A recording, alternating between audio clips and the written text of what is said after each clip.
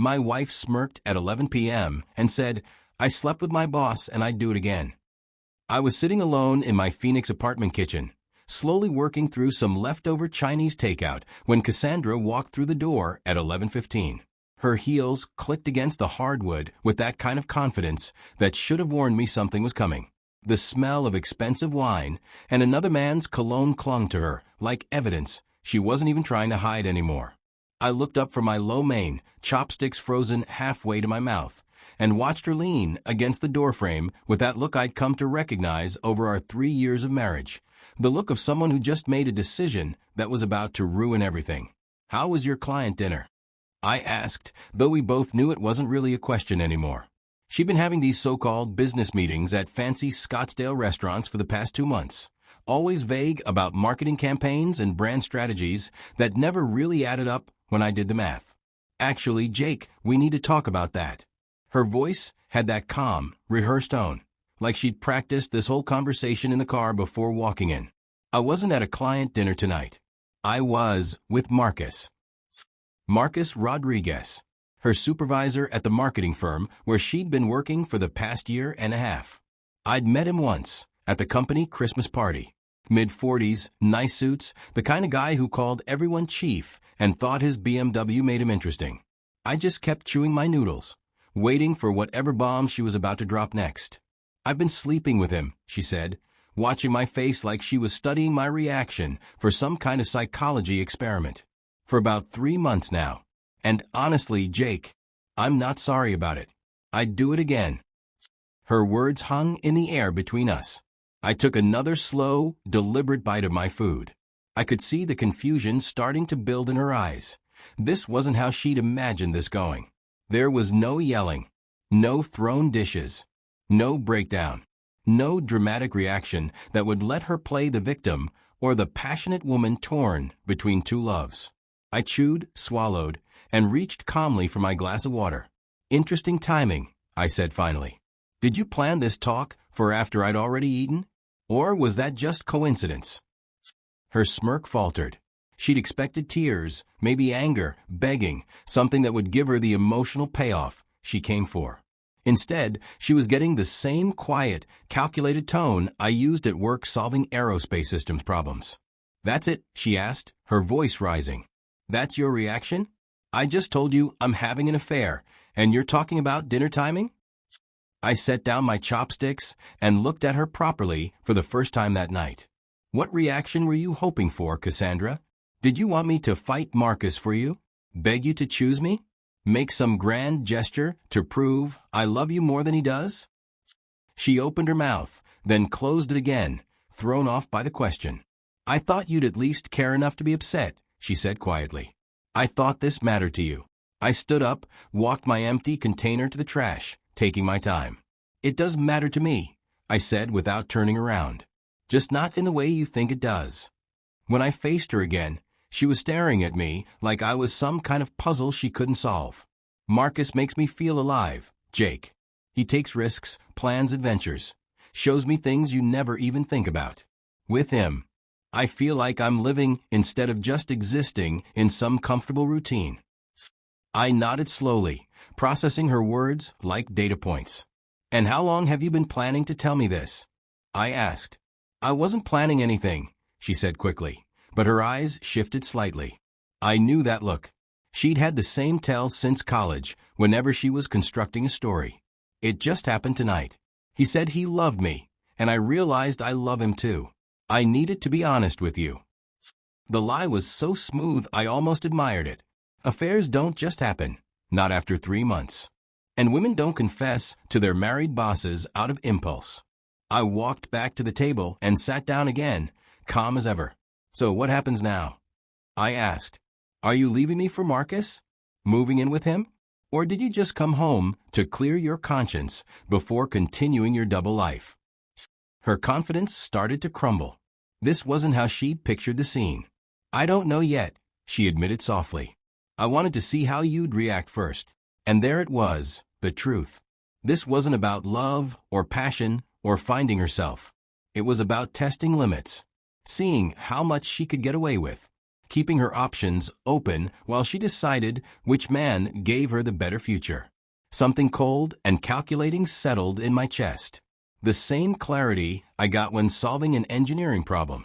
"Well," I said, standing up and walking toward the hallway, "you've certainly given me something to think about."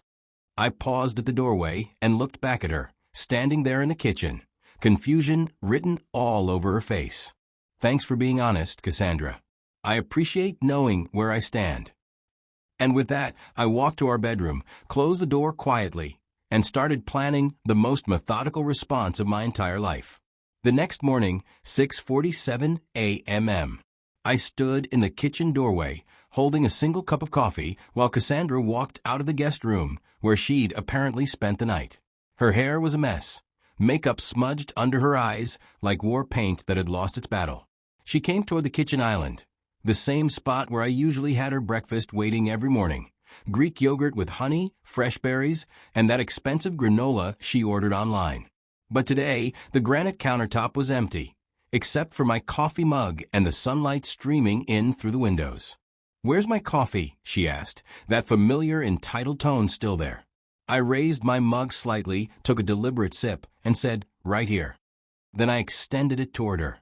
"Here's your adultery special, bitter, black, and served with consequences." Her eyes widened, clearly not expecting sarcasm from the man who'd spent 3 years catering to her every need. "Very funny, Jake," she said, reaching for the cup. I pulled it back, just out of reach. "I'm serious. I need caffeine before we can have any kind of productive conversation about last night." I nodded as if agreeing. "You're right. You'll need to be fully alert for this conversation." I took another sip. "There's a Starbucks 6 blocks away. Or you can make your own coffee. The machine works the same way it has for the past 3 years. Her confusion was almost entertaining. "Jake, what's gotten into you? You're acting like a completely different person." I leaned against the doorframe, still holding my mug like a shield. "Maybe I'm just finally acting like myself, instead of the version you needed me to be to keep you happy." "Look," she said, switching into her negotiation voice, the one she used at work when dealing with difficult clients. "I know last night was a lot to process. I could have handled it better, been more sensitive about how I told you. But we're both adults here, and we need to figure out how to move forward." The clinical way she discussed her affair was almost fascinating, like she was pitching a marketing plan instead of talking about destroying a marriage. "You're right," I said calmly.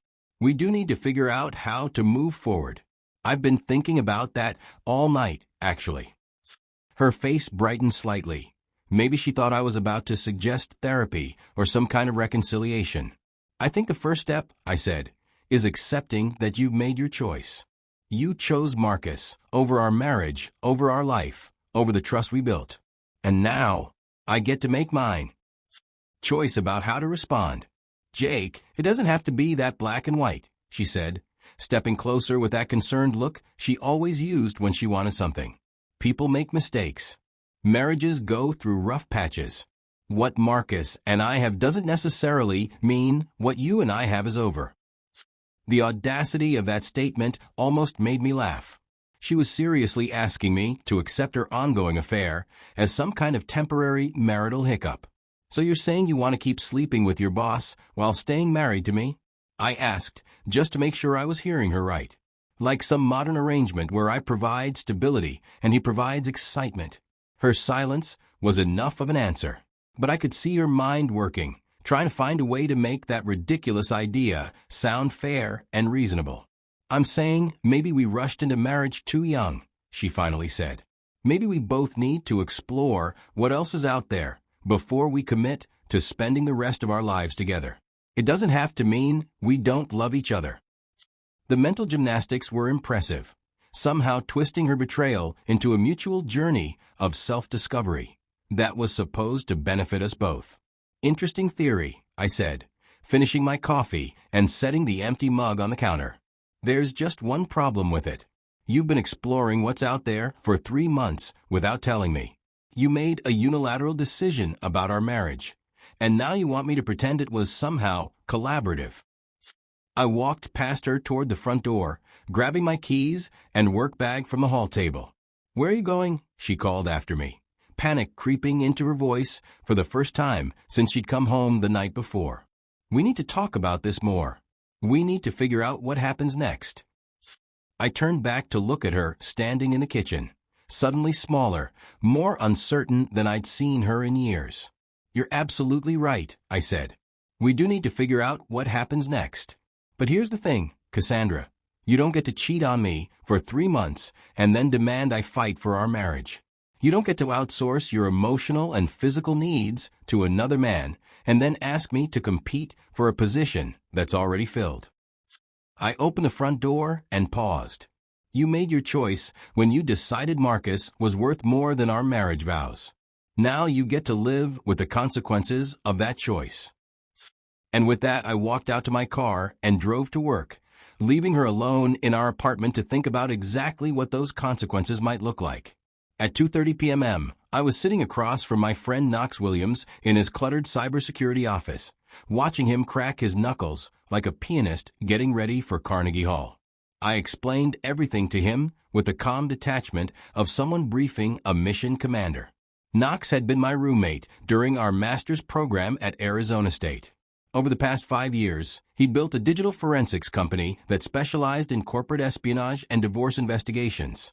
Exactly the skill set I needed for what I'd started calling Operation Clean Slate in my head. "So let me get this straight," Knox said, leaning back in his chair, surrounded by multiple monitors that looked like the Matrix had exploded. "Cassandra drops the affair bomb last night, expects you to either fight for her or roll over and accept sharing. And now you want to go full nuclear on the digital front." I nodded, appreciating how fast he understood. "Not nuclear, just thorough. I want to know exactly what I'm dealing with before I make any permanent decisions." Knox grinned, that satisfied expression of someone who just found his favorite kind of problem to solve. "Brother, you've come to the right place. Digital infidelity leaves more breadcrumbs than Hansel and Gretel. Most people have no idea how much evidence they create every single day." He pulled up a fresh spreadsheet and started typing with the enthusiasm of a kid on Christmas morning. "First priority is securing your assets and digital presence," he said. "Change every password you've ever shared with her. Transfer your individual accounts to new banks she doesn't know about. Lock down your credit report so she can't open anything in your name." The next 3 hours were like watching a master craftsman at work. Knox walked me through a full digital protection strategy that could have impressed the FBI. We created new encrypted email accounts, set up secure cloud storage for documentation, and built a paper trail system that organized everything: financial records, communication logs, timestamps, all structured in a way that could hold up in court. "The beauty of this approach," Knox explained while setting up automatic backups, "is that everything we're doing is 100% legal. We're not hacking her accounts or installing spyware. We're just making sure your side of the digital divide is bulletproof." When Knox suggested we could install surveillance software on her devices, I shook my head firmly. "I want to win this thing," I said, "but I want to win it clean. No gray areas that could backfire later." Knox nodded approvingly. "Smart. The legal route takes longer, but it's permanent. And cheaters usually hang themselves with enough rope if you're patient." He opened a shared secure folder and showed me the organization system he'd built: evidence categories, timeline documentation, financial analysis, and communication logs, all arranged with military precision. That's when Knox made the discovery that changed everything. "Jake, check this out," he said, pointing to a series of credit card transactions he'd pulled from our joint account. "Look at these charges from the last 4 months. High-end restaurants, hotels, cash advances, expensive gifts. But here's the interesting part." He highlighted a pattern I'd completely missed. "The timing doesn't match her story about when the affair started. According to these receipts, she's been spending money on this relationship since January, not March like she told you." I studied the financial evidence, feeling a growing sense of disbelief. Charges from jewelry stores for pieces I'd never seen her wear. Hotel bookings for nights she'd told me she was visiting her sister in Tucson. restaurant bills for 2 people at places we'd never been together. She's been planning this for months, I said quietly, the pieces of a larger puzzle clicking into place. This wasn't some spontaneous workplace romance. This was deliberate, calculated. Knox was already digging deeper, his fingers flying across the keyboard. "It gets better," he said with grim satisfaction. "Look at these deleted text messages I recovered from your phone backup. She's been using your phone to coordinate with Marcus when she thought you were asleep, deleting the conversations afterward." Reading those recovered messages was like watching a movie of someone else's life.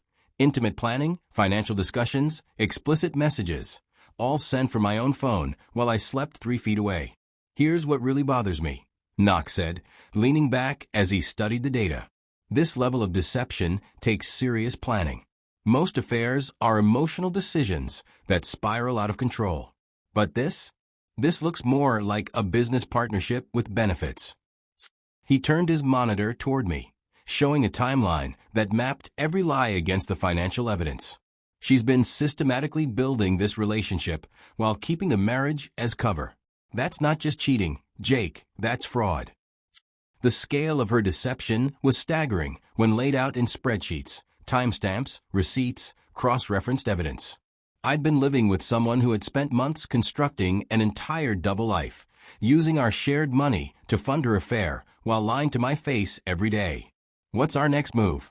I asked, feeling that familiar analytical calm settle in like armor. Knox was already opening new applications, excitement in his voice. "Now we go deeper. We document everything, create redundant backups, and build a case file that could survive a nuclear blast." "But Jake," he paused, meeting my eyes, "are you sure you're ready for what we might find? Because if she's been this calculated about the affair, there's probably more we haven't uncovered yet." I thought about Cassandra standing in the kitchen that morning, casually talking about her betrayal like it was a scheduling conflict, and I felt my resolve harden into something cold and unbreakable. "Find everything," I told him. "I want to know exactly who I've been married to." At 9:15 a.m. The next morning, I sat in the downtown Phoenix office of Patricia Blackwood, divorce attorney extraordinaire, known across the city for dismantling cheating spouses so effectively that people called her the Widowmaker among Phoenix's legal circles. Patricia's office radiated power and precision. Every wall was lined with victory plaques and framed newspaper articles from her most high-profile cases. Her mahogany desk looked like a military command center. Everything perfectly arranged, every document where it belonged.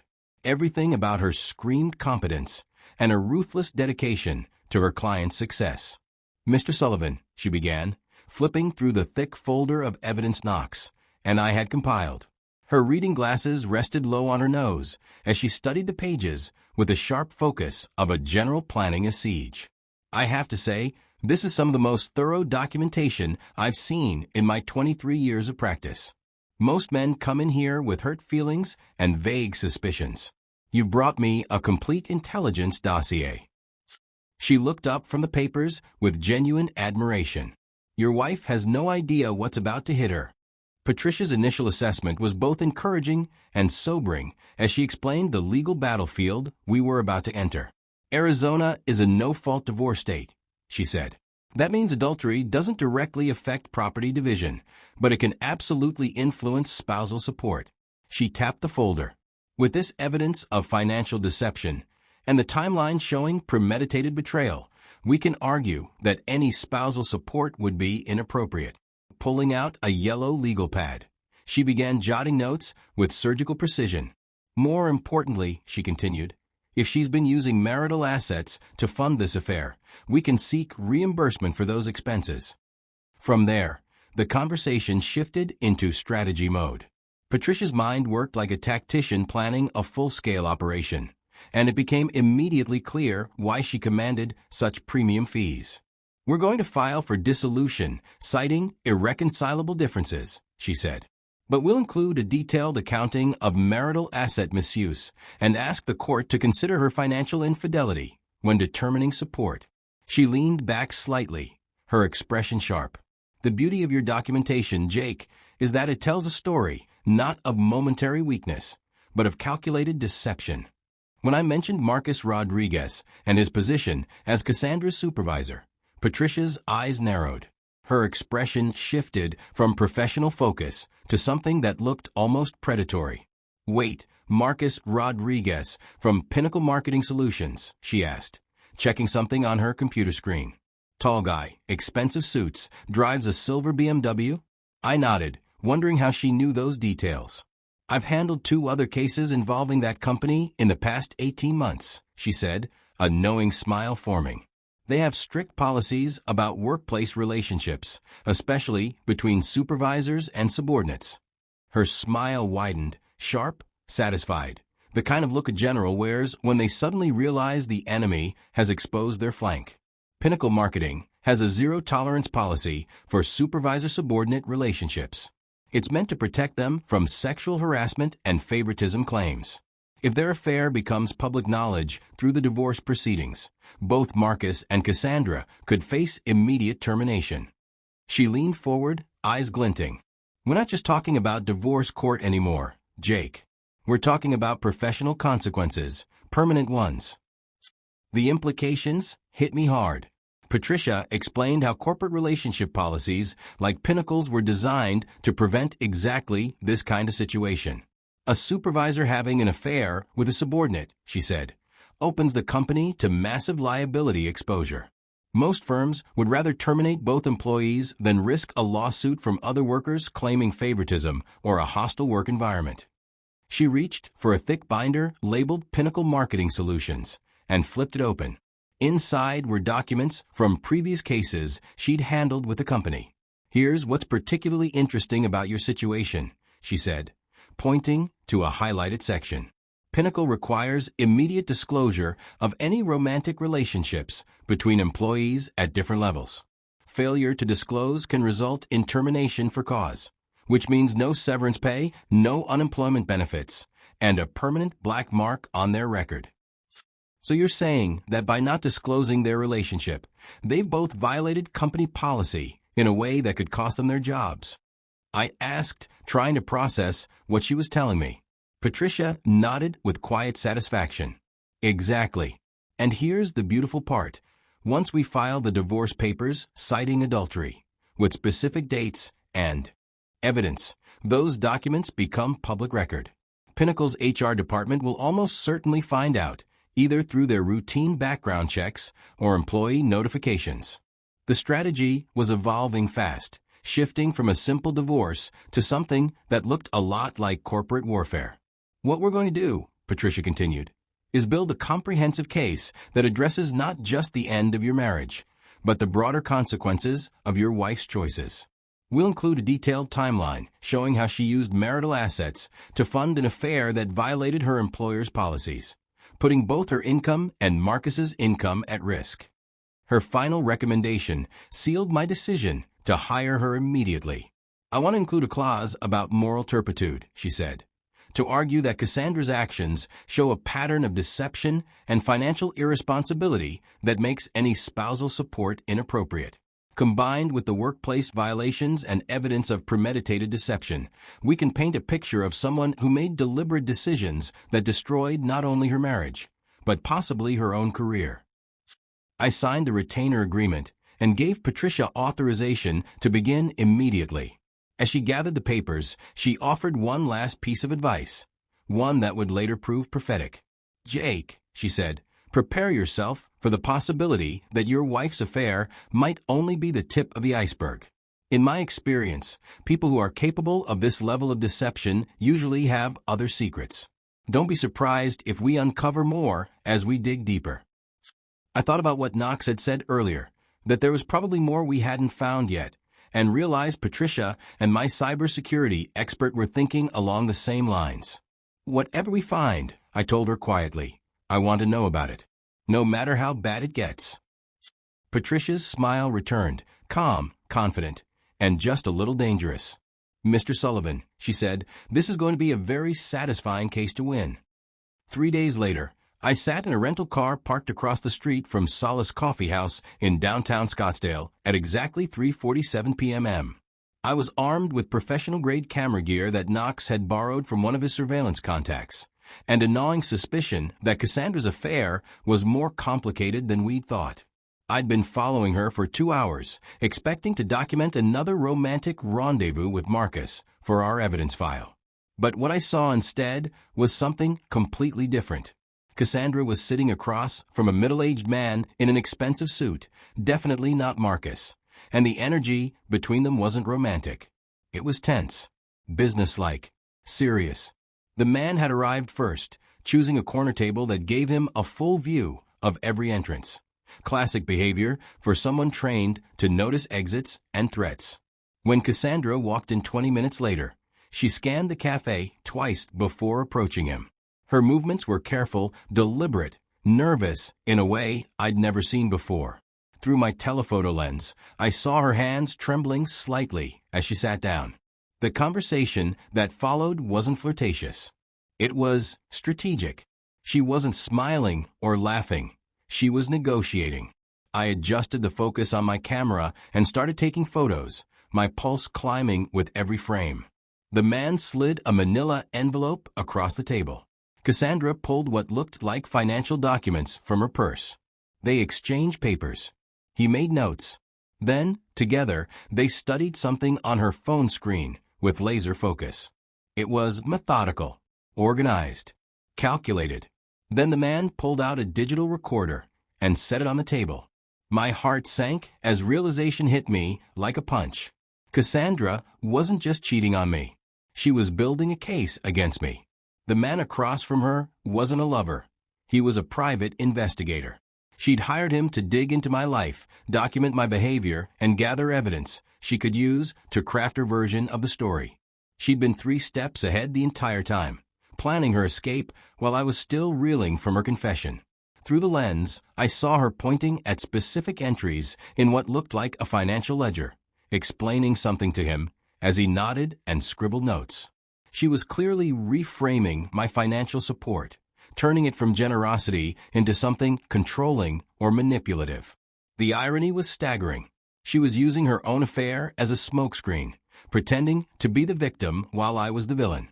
I photographed everything, every document exchange, every nod, every subtle gesture over the 2-hour meeting. And with each shot, the truth became clearer. Cassandra wasn't just preparing for a divorce. She was preparing for war. The truth hit me like a punch to the gut. Cassandra hadn't confessed her affair out of guilt or honesty. She'd done it because she was ready to file for divorce first and wanted to control the narrative. Her calm admission about sleeping with Marcus hadn't been spontaneous. It had been perfectly timed, calculated to provoke a reaction she could twist into evidence of my supposed instability or abusive behavior. Watching the private investigator's body language only confirmed my worst suspicions. From his manila envelope, he pulled out surveillance photos, and I watched through my telephoto lens as Cassandra leaned forward, studying each one with focused precision. She pointed to specific details, nodding as he explained something that made her smile, that cold, satisfied kind of smile that comes when a plan is working. They weren't discussing an affair. They were building a case, a comprehensive, detailed narrative designed to make me the villain in the story of our marriage's collapse. Every one of my reactions, every word, every look would be used as proof of the flaws she needed to justify her betrayal. When their meeting ended, I snapped a dozen more photos. The investigator handed her a business card and a second envelope before shaking her hand, not warmly, but with the polite formality of 2 professionals concluding a successful transaction. Cassandra sat there alone for another 10 minutes, poring over the papers he'd given her like a general reviewing battle plans. That was the moment it hit me. The transformation was complete. Cassandra was no longer a guilty wife trying to explain herself. She was now a strategic adversary, a woman who'd spent months preparing for war. I wasn't dealing with heartbreak anymore. I was facing an opponent. I followed her from the coffee shop to another location, one that made the situation feel even darker. She drove to an office building downtown and met with a forensic accountant. Through the window of his ground floor office, I could see her showing him the same documents she'd shown the investigator. His office sign read, specializing in high net worth divorce and asset discovery. So that was it.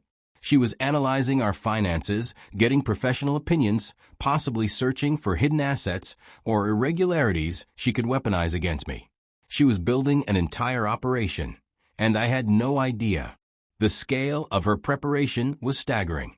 She'd hired professionals, gathered evidence, and built a timeline to support whatever narrative made her look like the victim and me the villain. Her confession about Marcus hadn't been the beginning of her escape. It was the final phase of a plan she'd been executing for months.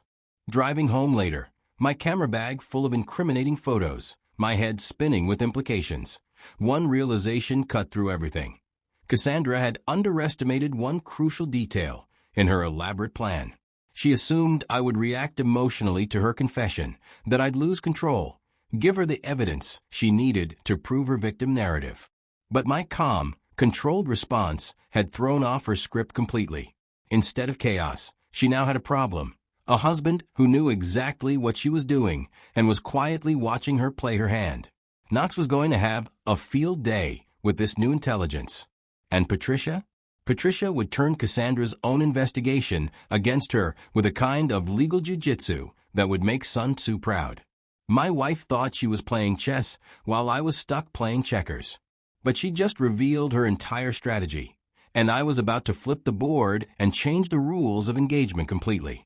The student was about to become the teacher, and this lesson was going to be devastating. The next morning, at exactly 7:30 a.m., I sat in Knox's office while he analyzed the surveillance photos from Cassandra's meetings. Patricia joined us via video call, her expression shifting from mild curiosity to sharp, predatory excitement as she heard what we'd discovered. What we're dealing with here, Patricia began from her downtown office, is a coordinated attack. And that means it requires a coordinated response. Cassandra thinks she's been building a case against you, but she's actually been building one against herself. Knox leaned forward, his fingers flying across his keyboard. He opened a secure communication app, eyes gleaming with the kind of focus you only see in military strategists. Here's what we're going to do, he said. We're going to feed her false information through controlled channels and see how far her network extends. If she's hired a private investigator and a forensic accountant, odds are there are other professionals involved we haven't identified yet. What he outlined next was nothing short of brilliant, a sting operation disguised as a domestic counterintelligence mission. The plan was elegantly simple and potentially devastating. I'd start leaving planted evidence around our apartment. Fake financial documents suggesting hidden assets, staged phone conversations about non-existent business deals, and carefully crafted emails about fictional investments. If Cassandra was monitoring me, directly or through her team, she'd pass this false information along, unknowingly exposing the full scope of her network. The beauty of this, Patricia explained, is that it's entirely legal, and it proves premeditated deception on her part.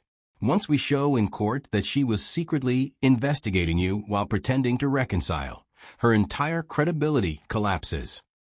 Knox was already setting up secure folders and encrypted communication logs to record every false clue we planted and every response it triggered.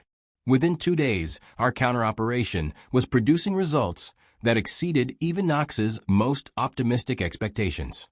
First, I left fake bank statements lying around. One's showing a secret investment account holding $85,000 in cryptocurrency. Within 6 hours, Cassandra casually asked if I'd been researching new investment opportunities lately, mentioning something about digital assets. Her quick reaction confirmed it. She was either monitoring my computer activity directly or had someone doing it for her. That same night, Knox's monitoring software detected her researching blockchain asset recovery services, and even reaching out to a specialized attorney known for handling divorces involving hidden digital assets. Knox leaned back, half impressed. She's not just building a case, he said with reluctant admiration. She's building a full-scale financial investigation. She actually thinks you're hiding money from her. It was incredible and revealing. Our next planted trap involved a fake phone conversation about a non-existent consulting contract worth $200,000 a year. I made sure Cassandra could overhear it. Within a day, Her behavior changed completely. She became unusually affectionate, curious about my work projects, asking suspiciously detailed questions about clients and timelines. It wasn't love, it was reconnaissance. She was probing for confirmation. Her investigator had clearly advised her to start gathering intelligence about my income potential and business connections. Knox's digital monitoring system soon uncovered the full scope of Cassandra's operation. Every piece of false data we planted triggered communication between her and at least 4 different professionals: the private investigator, the forensic accountant, a cryptocurrency specialist, and a litigation consultant who specialized in high-conflict divorces. Knox showed me the communication logs, lines of data lighting up his screen like a tactical map in an espionage thriller. "Jake," he said, shaking his head, "your wife has assembled a full investigative team. This isn't marriage counseling. This is warfare." Then came the breakthrough. One of our most audacious traps, fake emails suggesting I was embezzling funds from aerospace contracts, triggered Cassandra to contact someone at my actual workplace. Knox's system caught the activity in real time. She'd reached out to my colleague, David Chin, under the pretense of planning a surprise promotion celebration. But her questions? They weren't about parties. They were designed to extract information about my professional activities and financial access. She was actively investigating me at work while pretending to be the supportive wife. When Patricia heard this during our emergency strategy session, her reaction was chilling. Her voice sharpened into something surgical. She contacted your workplace under false pretenses to collect information for her divorce case, she repeated. That's not just deception, Jake. That's interference, tortious interference with business relationships. We're no longer just talking about divorce court. We're talking about grounds for a separate civil lawsuit. That realization shifted everything. But the final, most shocking discovery came when Knox uncovered that Cassandra's investigator had turned the tables and started monitoring us. Her private investigator had identified Patricia as my attorney and was now conducting surveillance on both Knox's office and Patricia's firm. "She knows we know," Knox said grimly, satisfaction flickering in his eyes. "Her investigator photographed you leaving Patricia's office and logged your visits here. She's been watching the watchers." But her biggest mistake was still assuming that our operation was defensive, when in truth it had become offensive. While she was busy tracking us, Knox had been quietly documenting her network. Every professional, every payment, every move. He pulled up a folder filled with evidence, communication logs, receipts, transaction histories. "We've got everything," he said. "Financial records showing her payments to investigators, proof of workplace interference, and most importantly," he paused, opening another file. "We've got evidence that she's been funding this entire investigation with marital assets, without your knowledge or consent." The irony was perfect. Cassandra had spent over $12,000 of our shared money to finance her campaign against me. And she had no idea she'd just given me the ammunition to destroy her entire case. Cassandra had been using our joint funds to hire professionals to build a case against me, all while claiming that I was financially controlling and secretive. Ironically, her own investigation had created a paper trail of financial deception that dwarfed anything she could ever accuse me of. She's been embezzling marital funds to pay for an investigation designed to prove you're financially abusive, Patricia observed, her voice dripping with obvious delight. The level of projection here is absolutely breathtaking. As we finalized our counter-strategy, I realized something monumental. Cassandra's sophisticated investigation had become the very weapon we needed to destroy her credibility permanently. She'd documented her own deception, hired multiple witnesses to her premeditated betrayal, and created a financial trail that screamed calculated malice rather than emotional impulse. Every attempt to outmaneuver me had handed us exactly what we needed. Her own investigation would become the foundation of her complete legal destruction.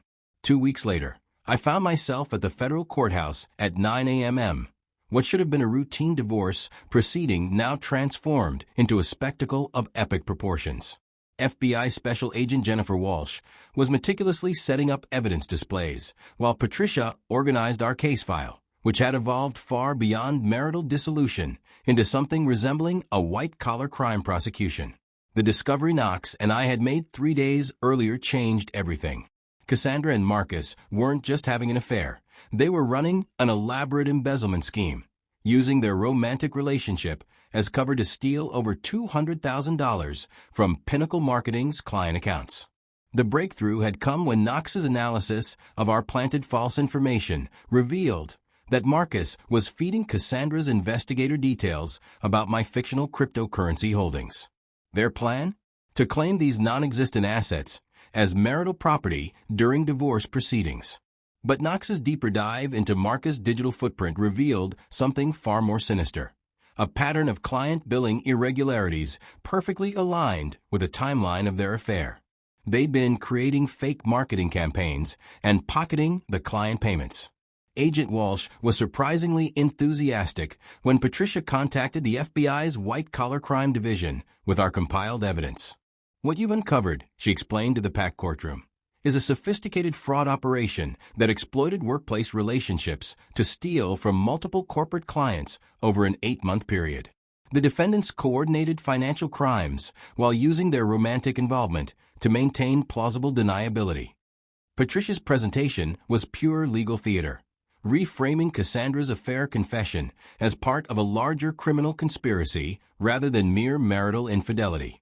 "Your Honor," she addressed the court, "the evidence will show that Mrs. Sullivan's admission of adultery was actually an attempt to distract from her systematic embezzlement and use of marital assets as a money laundering vehicle. Her elaborate investigation of her husband was designed to create a victim narrative to obscure her own criminal activities." The moment federal agents arrested Cassandra and Marcus during the divorce proceedings was surreal, like watching a courtroom drama unfold.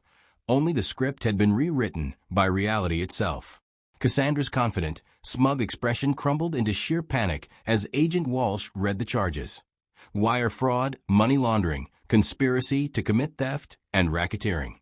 Crimes carrying potential sentences of up to 20 years in federal prison. Marcus' arrest was even more satisfying. His high-priced lawyers scrambled to argue that the timing of the arrest was prejudicial to divorce proceedings, only to be reminded that federal criminal charges trump civil litigation. The man who'd stolen my wife and my peace of mind now faced decades in prison, while his BMW was seized as proceeds of criminal enterprise. Patricia's presentation revealed the full scope of their criminal partnership with surgical precision. The defendants had created over 30 fake marketing campaigns for legitimate Pinnacle clients, billing for services never provided, while diverting payments into personal accounts they jointly controlled. Cassandra's role was multifaceted, creating false documentation, laundering the stolen funds through marital accounts, and leveraging my financial stability as cover for their crimes. Knox's financial analysis demonstrated how she systematically stole from her employer while hiding proceeds in our joint accounts, intending to claim half during divorce proceedings, essentially laundering money through our marriage to legitimize her theft. During my testimony, I explained to Agent Walsh, her affair confession wasn't about honesty. It was a diversion to cover the fact that she'd been running a money laundering operation through our marriage. Judge Harrison's reaction was fascinating. The look of someone who'd seen 30 years on the bench, yet still impressed by human audacity. "In all my years presiding over divorce cases," he announced, "I have never encountered a situation where marital infidelity was used as a cover for federal crimes. The court finds that Mrs. Sullivan's actions constitute not just adultery, but criminal conspiracy, making any claim to marital assets legally impossible." The civil judgment was swift and devastating. I was awarded complete ownership of all marital assets. Any potential spousal support obligations were nullified, and Cassandra was ordered to reimburse me for the investigative expenses she had incurred using our joint funds. But the ultimate vindication came when Agent Walsh revealed that my cooperation with the federal investigation qualified me for a whistleblower reward, 15% of the recovered stolen assets. That meant a payment of $31,000, doubling my net worth overnight. Patricia's closing statement captured Cassandra's absurdity with surgical precision. "Your Honor, Mrs. Sullivan hired investigators to prove her Husband was financially deceptive while she actively embezzled funds from her employer. She accused him of controlling behavior while using their marriage to hide criminal proceeds. She claimed he wasn't marriage material while she stole money to fund an affair with her criminal partner. The level of projection here would be comedic if the crimes weren't so serious. As federal marshals led Cassandra away in handcuffs, she looked back at me, a mix of disbelief, rage, and perhaps, for the first time, genuine remorse. "Jake," she called, her voice trembling. "I never meant for it to go this far. The money was supposed to be temporary. We were going to pay it back." Even in her final words, it was another lie. She had never planned to leave Marcus or come clean. She'd just been trapped in her own web of deception, which had finally collapsed under its own weight. Walking out of the courthouse, a free man with my assets protected, my reputation intact, and a federal reward check in my pocket, I realized the truth. Cassandra's elaborate scheme had achieved exactly the opposite of what she intended. Instead of destroying me financially or emotionally, she had provided the evidence to expose her crimes, protect my career, and ensure she faced consequences for every lie she told. The woman who once called me not marriage material now faced federal prison, while I was free to build the life I deserved, with someone who truly understood the difference between love and criminal conspiracy.